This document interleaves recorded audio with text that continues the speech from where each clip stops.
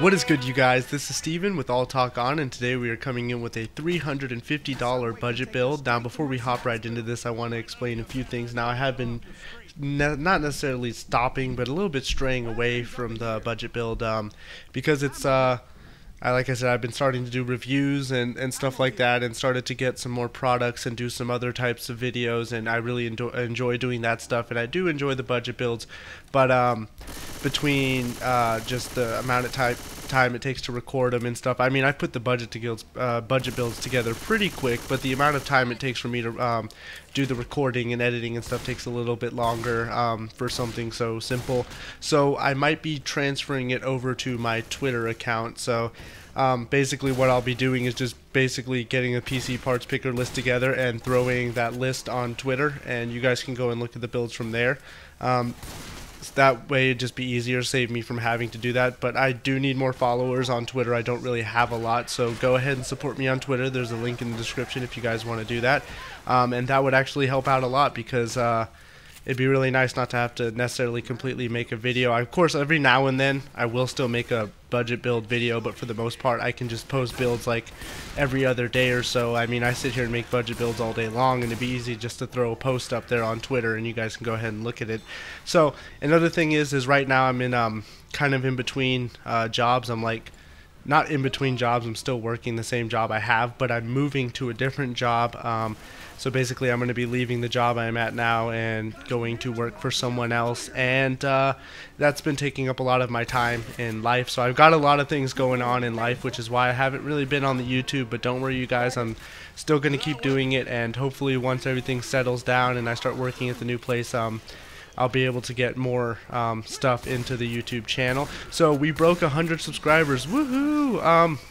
I'm waiting for a few things. I'm going to have some more video content coming in soon. It's going to be a little bit of a surprise, but it's basically going to have to do with what I do best, which is basically trying to get performance out of things that are really cheap, whether it be finding something free, like the hard drives I found out of the cable boxes. So sorry, my microphone, my other headset's going off and playing the music right now, so I had to turn those down. But anyways, so I'm going to be getting some more content for that hopefully soon. But like I said, once my life settles down a little bit, I'll be back into the YouTube thing, and I'm really excited with the 100 subscribers.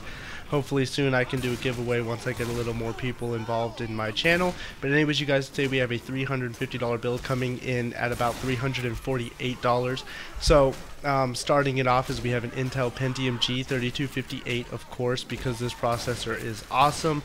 I'm actually looking to build a home theater PC that can play some light games, just 1080p. Mostly the only game I care about is Left 4 Dead 2 to play on my TV. So probably going to go with the Pentium G, and I have one in my brother's rig, and he games on it every single day. It's stable at 4.5 gigs on an Asus H81 motherboard. So this is definitely an awesome budget processor, coming in at only $62.99, so about 63 bucks from Amazon. If you live near a microcenter, it's about $50, so that's definitely something to look forward to if you live near one of those stores. But it's a 3.0 gigahertz clock speed. It is an unlocked processor on the LGA 1150 socket, and it's just a beast. I'm pretty sure you guys have heard about the CPU a lot. It has no hyperthreading, but on the stock cooler, this thing is still very overclockable. So next we have the motherboard. We have an MSI H81M P33 Micro ATX LGA 1150 socket motherboard.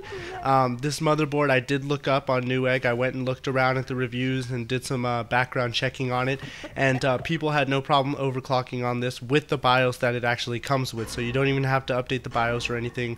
I know that some of the motherboards will require, I always suggest updating your BIOS as soon as you get your motherboard anyways, but it works as is, and you can overclock as is. So it supports memory types from DDR3 1600 megahertz, 1333, and 1066.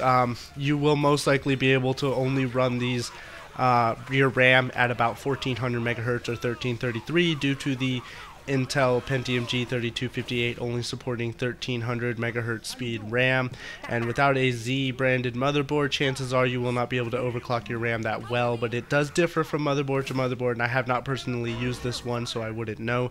The Asus H81 motherboard that I have only lets me set the RAM at 1400 megahertz, but I was able to lower the timings of my RAM because of the lower speed.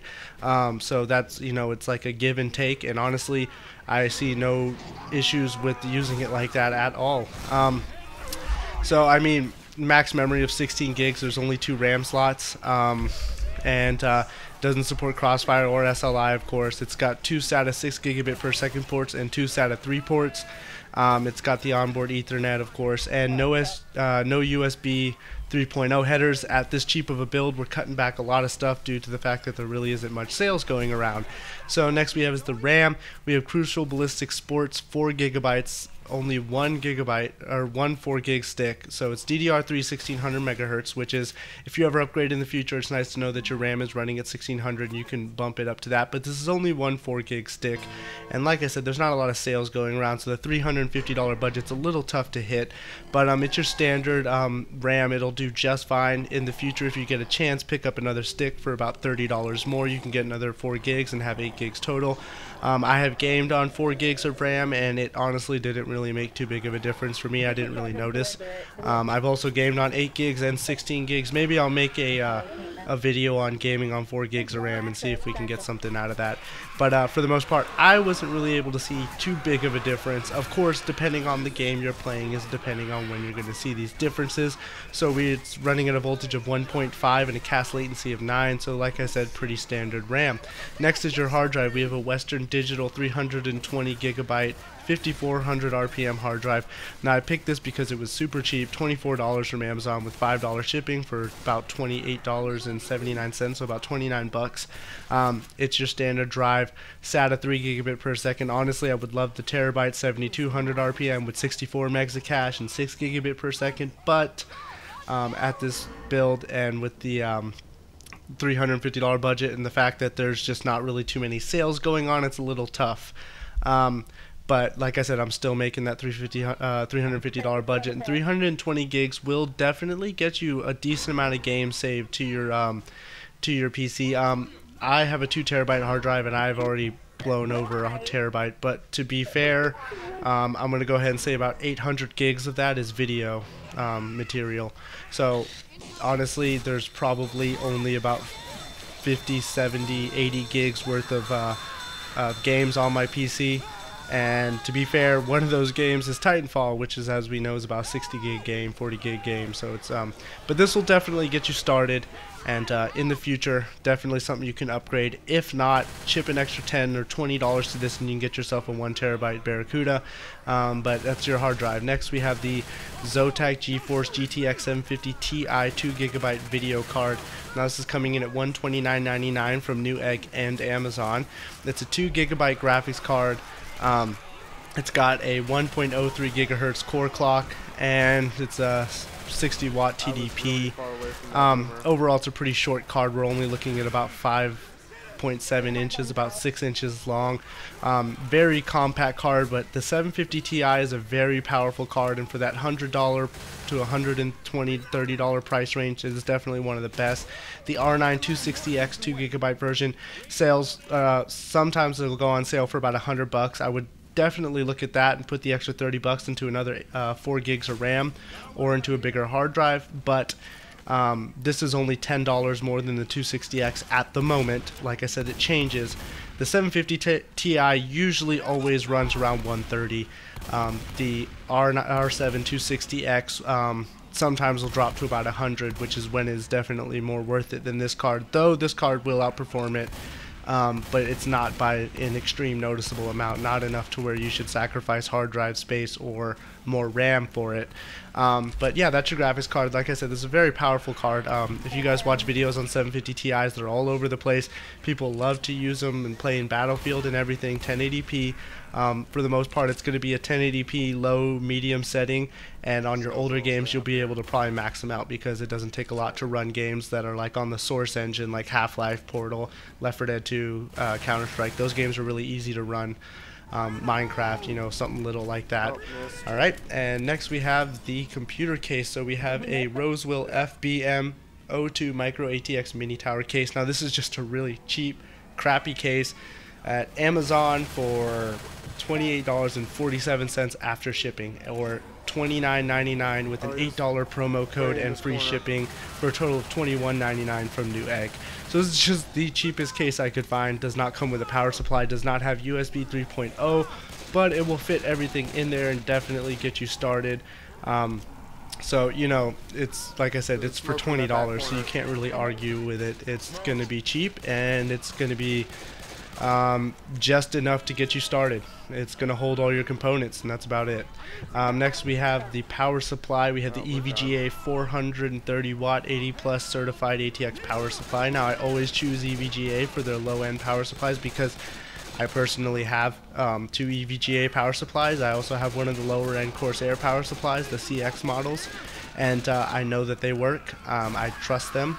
I mean, I have my system pulling ridiculous amounts of watts, over 500 watts from my power supply, and have no issue with it. I have a Pentium G hooked up to a 500 watt power supply of theirs, no issues. So, like I said, I trust it, and coming in at only about $30 to $40 depending on where you get it from. It's a very nice power supply to have. There's some places where you can definitely find this a lot cheaper than what I'm seeing here, because usually this power supply only runs for about 30 bucks even. NCIX is saying you have to do a mail-in rebate with it, which is stupid because this power supply is not worth that much. But either way, it's a trusted name brand, and it'll get the job done. So that's it, guys. That's my Intel Pentium G3258 $350 update to my older builds. And as you guys could see, not much has changed. I mean, I know that there was one point during some sales I was able to get 8 gigs of RAM and a terabyte hard drive with a 260X or a 750 in there, and that was definitely a better PC than this one because of that. But with an extra $50, you can definitely get yourself that terabyte and definitely get yourself 8 gigs of RAM. But for right now, at the sales are, this is what I could fit in. But anyways, you guys, that's my $350 build, and this is Steven with All Talk On, and I'll catch you guys later. This is going to hell in a handbasket real fast.